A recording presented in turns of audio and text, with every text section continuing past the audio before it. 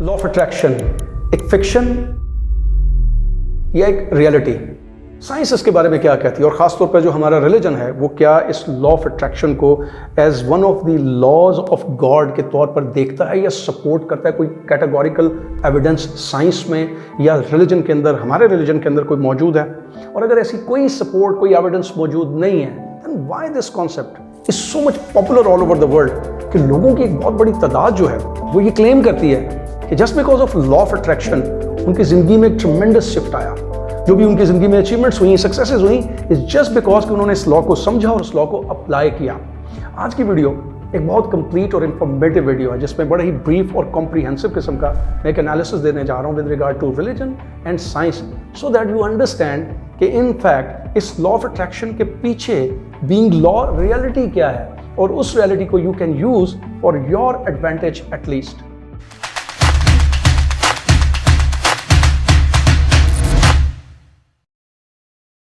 देखो, ये जो कॉन्सेप्ट है लॉ ऑफ अट्रैक्शन का, इसको जो पॉपुलैरिटी मिली थी पूरी दुनिया में वो मिली थी बेसिकली 2006 में।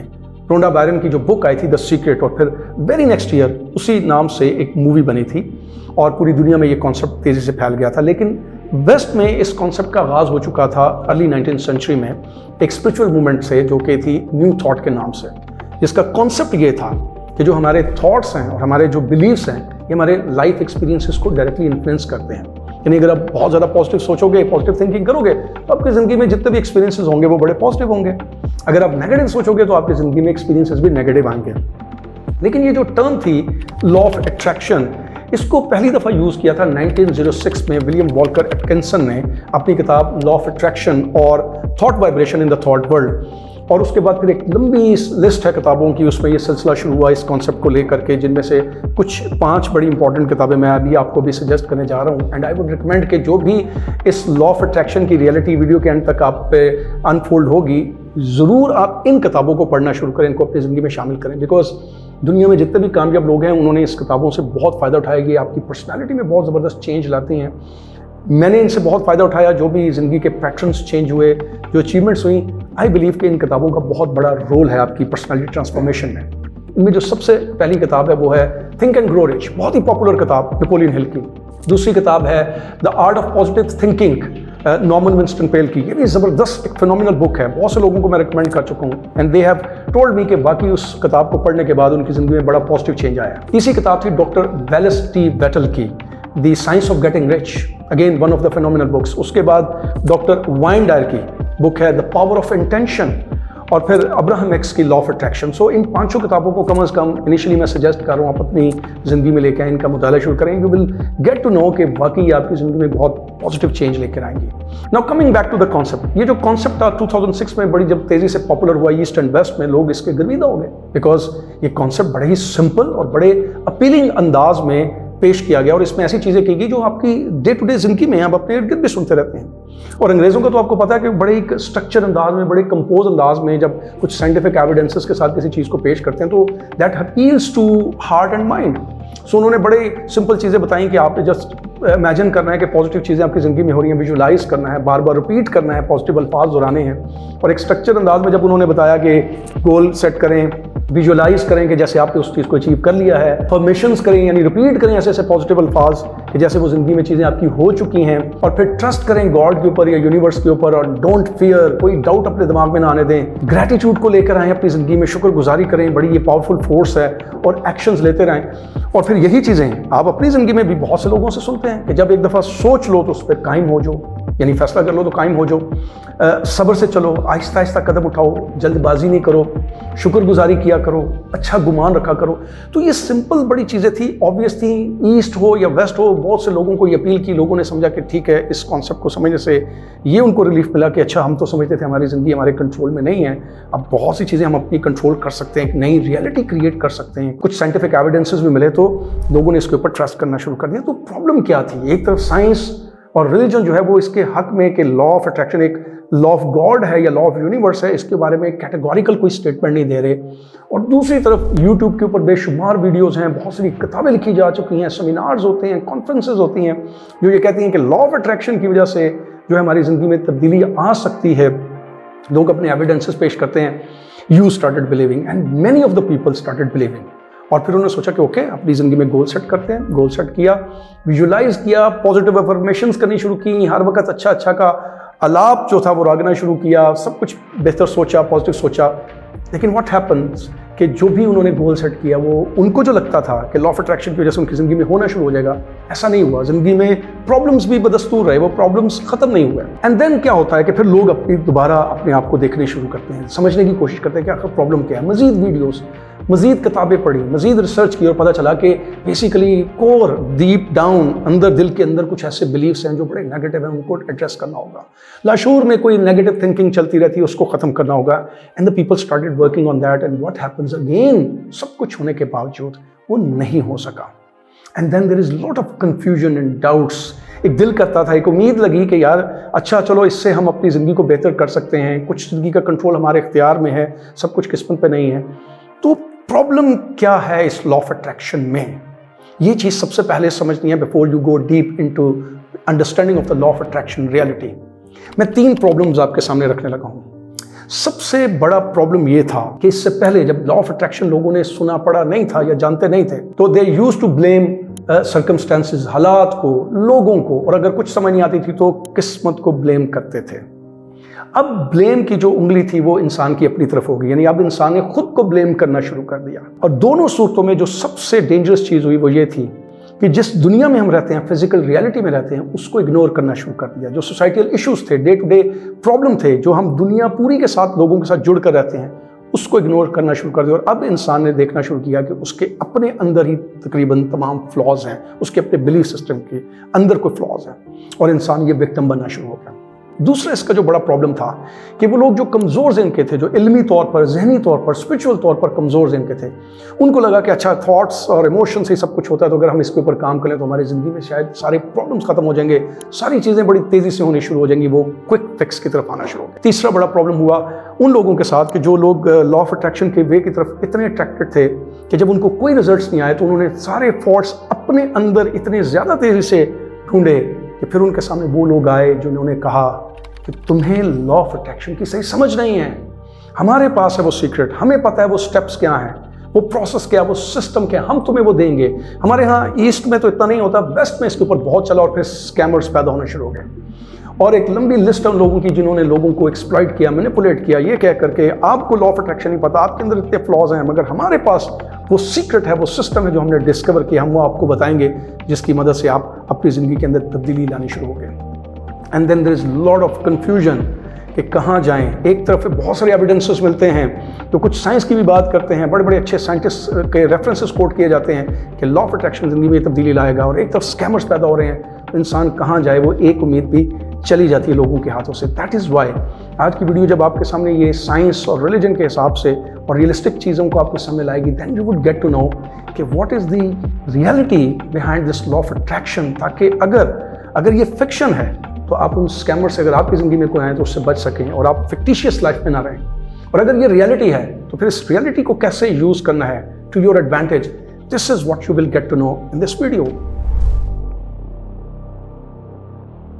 सबसे पहले बात करते हैं कि जो साइंस है वो लॉ ऑफ अट्रैक्शन के बारे में क्या कहती है, क्योंकि जो साइंटिफिक ज़हन रखने वाले लोग हैं, जब तक उनके सामने कोई साइंटिफिक एविडेंस ना आए, वो इस किस्म के कॉन्सेप्ट्स या इस किस्म की जो थेरीज हैं उनको वो एक्सेप्ट नहीं करते। और लेट मी टेल यू कि जो एम्पिरिकल साइंस है, ये जिसे हम मेन स्ट्रीम साइंस कहते हैं, इसके अपने स्टैंडर्ड्स होते हैं और पैरामीटर्स होते हैं। जब भी दुनिया में कोई डिस्कवरीज होती हैं, इन्वेंशंस होती हैं और उनकी जो फाइंडिंग्स होती हैं, अगर वो उन स्टैंडर्ड्स या पैरामीटर्स को मैच करें, तभी एम्पिरिकल साइंस या मेन स्ट्रीम साइंस उसको एज ए साइंस एक्सेप्ट करती है, या उन लॉज को एज ए यूनिवर्सल लॉ या फिजिकल लॉ के तौर पर अप्रूव करती है, डिक्लेयर करती है।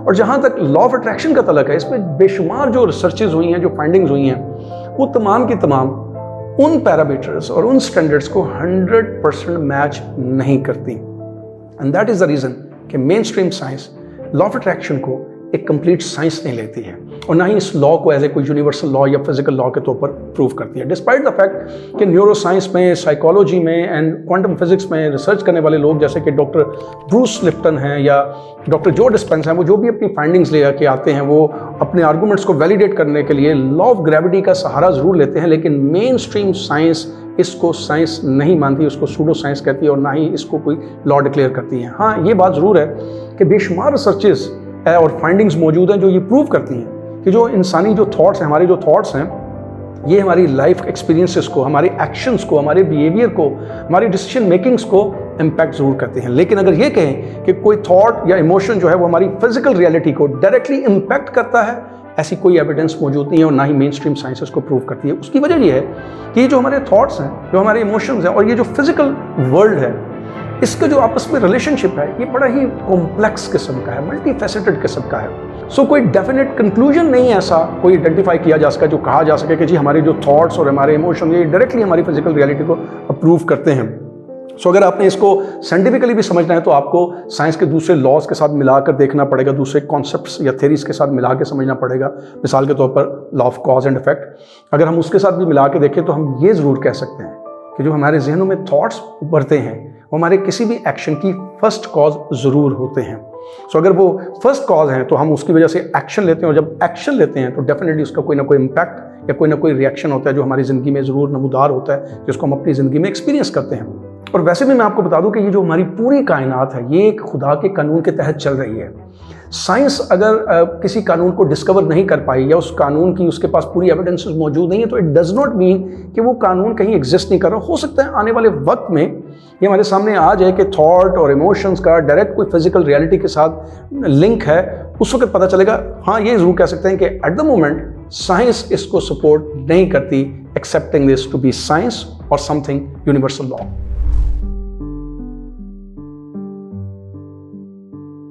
सो अब आते हैं कि जो हमारा रिलीजन है पर्टिकुलरली वो इस लॉ ऑफ अट्रैक्शन के बारे में क्या कहता है। Is there any concrete and categorical support और एविडेंस जो ये कहे कि ये जो लॉ ऑफ अट्रैक्शन है ये वाकई one of the laws of God है?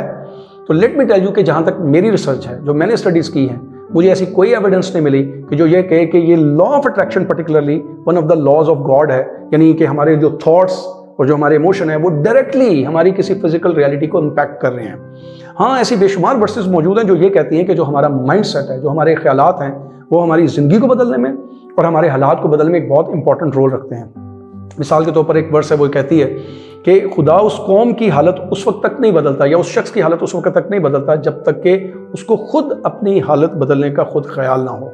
अब यहाँ पर अगर गौर करें तो हमें पता चलता है कि अगर हमने अपनी हालत बदलनी है तो पहले हमें सोचना पड़ेगा। सो थॉट जो है वो फर्स्ट एक्ट ज़रूर है, फर्स्ट कॉज ज़रूर है। जब हम करेंगे तभी हम एक्ट्स कर सकेंगे और अपनी ज़िंदगी को चेंज कर सकेंगे। एक और बड़ी इंटरेस्टिंग आयत है वो जो कहती है कि इंसान के अमलों का जो दारोमदार है उसकी नीयतों पर है, यानी जो भी आप एक्ट करते हैं उसके पीछे एक इरादा, एक नीयत शामिल है और डेफिनेटली नीयत इरादा का जो तल्लुक है वो सोच के साथ होता है। एक और बड़ी इंटरेस्टिंग आयत है और वो इंटरेस्टिंग इसलिए कि उसमें दो बड़े इंपॉर्टेंट मैसेजेस मिल रहे हैं और वो ये हैं कि किसी भी इंसान के लिए वही है जिसकी वो कोशिश करता है। तो इसका मतलब यह है कि जब इंसान किसी चीज़ के लिए कोशिश करेगा तो पहले सोचेगा और अगर वो सोचेगा और उसको उस पर बिलीव होगा तभी उसके लिए वो एक्ट करेगा। So action is the key. और जब वो एक्ट करेगा हो सकता है वो पहली दफ़ा उसको वो चीज़ ना मिले, तो अगर उसको यकीन है वो दोबारा कोशिश करेगा, तो बार बार जब वो ट्राई करेगा तो उस चीज़ को अचीव करेगा। तभी इस आयत के अंदर ये श्योरिटी दी गई है कि इंसान के लिए वही कुछ है जिसकी वो कोशिश करेगा। सो इस तरह की और बहुत सारी एविडेंसेस मौजूद हैं कि जैसे कि अच्छा गुमान किया करो, जितना ज़्यादा शुक्र करोगे उतना ज़्यादा अच्छा मिलेगा। अपनी सोच के ऊपर पहरा रखो, अपनी सोच को ठीक रखो, मुस्बत रखो। सो अगर इन सारी चीज़ों को मिलाकर देखें और लॉ ऑफ अट्रैक्शन के कॉन्सेप्ट में जो प्रैक्टिसेस बताई गई हैं उनको मिलाकर देखें तो हमें ये ज़रूर पता चलता है कि लॉ ऑफ अट्रैक्शन अगर खुदा के कानून के तौर पर ऐसे जो कानून है वो डिक्लेयर अगर नहीं भी हुआ तो उसमें जो प्रैक्टिसेस बताई गई हैं वो प्रैक्टिसेस ठीक हैं और ये प्रैक्टिसेस अगर हम अपनी ज़िंदगी में ले आएँ तो हम एक नई पर्सनालिटी ज़रूर क्रिएट कर सकते हैं। एक ऐसी स्ट्रॉन्ग पर्सनालिटी ज़रूर बन जाएंगी जिससे हम अपने इर्द गिर्द जो है वो पॉजिटिविटी क्रिएट कर सकेंगे और हम अपनी तरफ भी पॉजिटिविटी अट्रैक्ट कर सकेंगे। सो इनका हमारी ज़िंदगी में एक बड़ा इंपॉर्टेंट रोल ज़रूर हो सकता है इन प्रैक्टिसेस का, in order to change our life and change our future. तो why this concept is so much popular despite the fact कि साइंस में कोई क्लियर कट ऐसा एविडेंस नहीं है जो ये कहे कि ये एक साइंटिफिक लॉ है, ना ही रिलीजन के अंदर कोई ऐसी क्लियर कट एविडेंस या सपोर्ट मौजूद है जो ये कहे कि this is one of the laws of Gods. क्यों इतनी बड़ी तादाद लोगों की जो है इस पर बड़ा स्ट्रांगली बिलीव रखती है, बल्कि अपने सक्सेस स्टोरीज शेयर करते हैं। लोग कहते हैं कि just because of law of attraction इसको हमने अप्लाई किया, उनकी ज़िंदगी बदल गई और जो भी उन्होंने कामयाबियां हासिल की हैं, जो भी अचीवमेंट्स की हैं, just because of the law of attraction. तो इसका जवाब बड़ा सिंपल सा है और वो ये है कि लॉ ऑफ अट्रैक्शन को जो एक्सप्लेन करने वाले लोग हैं वो बहुत ही सिंपल और बहुत ही अपीलिंग अंदाज में एक्सप्लेन ये करते हैं कि कैसे एक इंसान के कंट्रोल में उसकी पूरी ज़िंदगी है और इसकी वजह से वो अपनी इर्द गिर्द की चीज़ों को कैसे कंट्रोल कर सकता है। और इसके साथ साथ फिर कुछ सोशल एविडेंसेस, जैसे कि दुनिया में जितने भी कामयाब लोग हैं, खुश हैं, खुशहाल हैं, उनका जो माइंडसेट है, उनका जो एटीट्यूड है, उनका जो बिलीफ सिस्टम है, उनका जो बिहेवियर ओवरऑल, वो कैसे आम लोगों से, नाकाम लोगों से डिफरेंट होता है। मिसाल के तौर पर वो पॉजिटिव सोचते हैं, वो प्रॉब्लम्स की तरफ नहीं देखते, वो सॉल्यूशंस की तरफ देखते हैं, वो आसानी से कभी गिव अप नहीं करते, उनके अंदर पेशेंस होती है, वो कैसे ग्रैटिट्यूड करते हैं। और इसके साथ साथ फिर कुछ साइंटिफिक रेफरेंसेस जो ये दिखाते हैं, ये साबित करते हैं कि हमारे जो थॉट्स हैं वो हमारी फिजिकलिटी को, हमारी ओवरऑल वेलबींग को, हमारी हेल्थ को कैसे अफेक्ट करते हैं। जब इन सारी चीज़ों को मिलाकर बड़े सिंपल और अपीलिंग अंदाज में एक्सप्लेन किया जाता है, तो आज से पहले वो शख्स जो अपने आप को पावरलेस समझता था, हेल्पलेस समझता था, जो ये समझता था कि शायद कोई मिस्टीरियस पावर है जो उसकी लाइफ को कंट्रोल करती है, जो ये समझता था कि दुनिया में जितने भी कामयाब लोग हैं वो गॉड गिफ्टेड लोग हैं, वो बड़े कोई यूनिक किस्म के लोग हैं, first time he started feeling कि वो भी एक एम्पावर्ड इंसान है, कुछ ज़िंदगी की चीज़ों को वो कंट्रोल कर सकता है। और अगर वो खुद को कंट्रोल कर ले, अपनी ज़िंदगी को कंट्रोल कर ले, तो बहुत सारी इर्द गिर्द की चीज़ों को कंट्रोल करके वो अपनी जो ज़िंदगी है मुकम्मल तौर पर बदल सकता है, अपना नया फ्यूचर डिज़ाइन कर सकता है। और वैसे भी इसमें ये सच्चाई तो है कि इंसान को खुदा ने बहुत ज़्यादा सलाहियतें दी हैं। वो सोच सकता है, वो बोल सकता है, वो एक्ट कर सकता है, वो प्रॉब्लम सॉल्व कर सकता है। तो इन सारी चीज़ों के बाद इंसान को एक एम्पावरमेंट महसूस होने लग पड़ती है, और वो जो पहले अपने आप को पावरलेस समझता था, अब उतना अपने आप को पावरलेस नहीं समझता। द पॉइंट इज कि अगर ये सब कुछ सही है तो फिर गलत क्या है। इसमें सबसे जो बड़ी गलती है वो ये है कि ये इतना सिंपल और प्लेन कॉन्सेप्ट नहीं है। इट डज नॉट मीन कि आपके जो थॉट्स हैं, जो आपके इमोशंस हैं, या जो भी अफर्मेशंस करने से आपकी पूरी ज़िंदगी ऑटोमेटिकली फ़ौरन से बदल जाएगी, आपकी जो फिजिकल रियलिटी है वो इमीडिएटली चेंज हो जाएगी। जब इंसान खुद को पहले पावरलेस समझता था, उस वक्त भी वो ग्राउंड रियलिटीज़ को इग्नोर करता था, वो सोशल रियलिटीज़ को कभी देखता नहीं था। वो समझता था कि दुनिया में जो कोई मिस्टीरियस पावर है वही उसके मामलात को कंट्रोल कर रही है, इसलिए वो उनके आगे बिल्कुल बेबस है। आज लॉ ऑफ अट्रैक्शन पे बिलीव करने की वजह से वो खुद को इतना एम्पावर्ड फील करता है कि अगेन वो ग्राउंड रियलिटीज़ को, सोशल मैटर्स को वो इग्नोर करता है। वो समझता है कि जस्ट पॉजिटिव सोचने से, अफर्मेशंस करने से, विजुअलाइज करने से उसकी ज़िंदगी से मसाइल ऑटोमेटिकली बड़ी तेज़ी से ख़त्म हो जाएंगे, कोई ज़िंदगी में मसाइल होंगे नहीं, और वो इसको इग्नोर कर देता है। नो डाउट अबाउट दिस कि ये जो भी अफर्मेशंस हैं, पॉजिटिव थिंकिंग है, विजुअलाइजेशन है, गोल सेट करना है, एक्शंस लेना है, ये एक इंसान की पर्सनालिटी को ज़रूर ट्रांसफॉर्म करते हैं, to make it a positive one. Because इससे पहले भी जो आज आपकी पर्सनालिटी है, it is the product of जो भी आपकी एजुकेशन हुई, जो आपकी स्कूलिंग हुई, जो आपके माहौल ने आपके ऊपर असर डाले, जो आपके अंदर बिलीव्स पैदा किए गए, उसी का नतीजा है। दैट इज़ वाई ये जो पर्सनैलिटी लफ्ज़ है ये पर्सोना से निकला है, means mask. So why not you change this mask with a new mask, एक नई पर्सनैलिटी के साथ जो कम से कम स्ट्रेंथन हो, जो पावरफुल हो, जो पॉजिटिव हो, जो ज़िंदगी को डील कर सके। There is no harm in that. The only harm in that is कि when you ignore the ground realities. Because अगर आप थोड़ा सा भी इस ज़िंदगी पे गौर करें, इस कायनात पे गौर करें, तो आपको समझ आएगी कि अगर आप सोचते हैं, आपके जज्बात हैं, तो सिर्फ आप इस दुनिया में अकेले नहीं हैं। There are billions of people जो इस दुनिया में रहते हैं, जो सोचते भी हैं, जो महसूस करते हैं, जिनके अपने इमोशंस हैं। तो अगर आपके थॉट्स और आपके इमोशंस एक इम्पैक्ट क्रिएट करते हैं, तो उनके थॉट्स और उनके इमोशंस भी एक इम्पैक्ट क्रिएट करते हैं। And if those impacts do not match with your impacts और उनसे कंट्राडिक्ट करते हैं, तो डेफिनेटली वो है एक सिचुएशन जिसको हम कहते हैं चैलेंजिंग सिचुएशन। वो है एक सिचुएशन जिसको हम कहते हैं ground reality. Are you prepare to deal with that ground reality? If you ignore this fact, तो then law of attraction is not going to work in your life. But if you keep this fact in mind, और आप ये समझ लें कि ये जो positive thinking है, ये अफर्मेशंस हैं, ये सारी आपकी मदद करेंगी एक ऐसी पर्सनैलिटी क्रिएट करने में जिससे आप कम से कम इस काबिल हो जाएं कि ग्राउंड रियलिटीज़ में जो भी चैलेंजेस आपकी ज़िंदगी में आ रहे हैं उनको फेस करके आप ओवरकम करके अपनी नई लाइफ क्रिएट कर सकते हैं, अपना नया एनवायरनमेंट कर सकते हैं। Then that is positive. Because अगर देखा जाए तो ये सारी चीज़ें तो ऑलरेडी आप कर रहे हैं, ये टूल्स आपके पास ऑलरेडी मौजूद हैं, मगर you are using against yourself. मिसाल के तौर पर आप सोच तो रहे हैं मगर नेगेटिव। आप हर वक्त ये सोचते हैं कि ये बहुत मुश्किल है, ये बहुत मुश्किल है, मैं ये नहीं कर सकता, मैं ये नहीं कर सकता। ये नेगेटिव आप सोचते तो रहते हैं। आपके बिलीव्स बड़े नेगेटिव हैं। अगर फॉर एग्जांपल हैं कि मेरी ज़िंदगी में ही हमेशा ऐसा होता है, मेरी ज़िंदगी में मुश्किलात ऐसी आती हैं, या बार बार रिपीट करते रहते हैं कि मेरे साथ ऐसा क्यों मुश्किल होता है, मेरी ज़िंदगी में नाकामियाँ क्यों आती हैं, मेरी ज़िंदगी में नाकामियाँ क्यों आती हैं, ऐसा मेरी ज़िंदगी में ना हो जाए, वैसा मेरी ज़िंदगी में ना हो जाए। तो ये सारी चीज़ें तो आप कर रहे हैं। अगर आप विजुलाइज कर रहे हैं और नेगेटिव गुमान कर रहे हैं कि कहीं मेरी ज़िंदगी में ये ना हो, नौकरी चली जाए, कहीं मैं किसी इम्तिहान में फेल ना हो जाऊँ, तो ये ऑलरेडी चीज़ें आप कर तो रहे हैं मगर अनकॉन्शियसली, क्योंकि you are the product of that environment जिसने आपको ऐसा नेगेटिव क्रिएट किया है। But now with your conscious choice, if you take the control of this, कि अपने थॉट्स को चेंज करें फ्रॉम नेगेटिव टू पॉजिटिव, अपने बिलीव्स को चेंज करें फ्रॉम नेगेटिव टू पॉजिटिव, और पॉजिटिव अल्फाज दोहराएं रादर देन कि आप सारा दिन नेगेटिव अल्फाज दोहराते रहें। पॉजिटिव अल्फाज दोहराते रहें जिनको हम अफर्मेशंस कहते हैं। अपनी ज़िंदगी को प्लान करें सोच समझ के, और ग्राउंड रियलिटीज़ को देखें, और दूसरे जो लॉज ऑफ नेचर हैं, जो साइंटिफिक लॉज हैं, उनके साथ मिलाकर अगर अपनी ज़िंदगी की ट्रांसफॉर्मेशन करते हैं, then you become a personality जो ज़िंदगी में आने वाले चैलेंजेस को फेस भी कर सकती है, उनको ओवरकम भी कर सकती है, और अपने पूरे एनवायरनमेंट को चेंज करके अपनी रियलिटी को चेंज कर सकती है। And that is the reason मैं हमेशा कभी ये नहीं कहता अपनी वीडियोज़ में कि आपके पॉजिटिव सोचें सब कुछ बदल जाएगा। मैं हमेशा अपनी वीडियोज़ का इख्तिताम इस चीज़ पर करता हूँ कि ज़िंदगी कभी भी परफेक्ट नहीं होती। ये मुसलसल कंस्ट्रक्शन का नाम है, खुद के साथ जिदोजहद करना पड़ती है। So because of these positive thinking, affirmations and visualization, ये एक आपको मौका देती है कि आप अपने साथ जिदोजहद करके एक नई पर्सनैलिटी कॉन्शियसली अपनी मर्जी से क्रिएट करें, जो इस कैपेबल हो कि ज़िंदगी में आने वाले चैलेंजेस को ओवरकम करके अपनी मर्जी की ज़िंदगी और अपनी मर्जी का फ्यूचर क्रिएट कर सकें।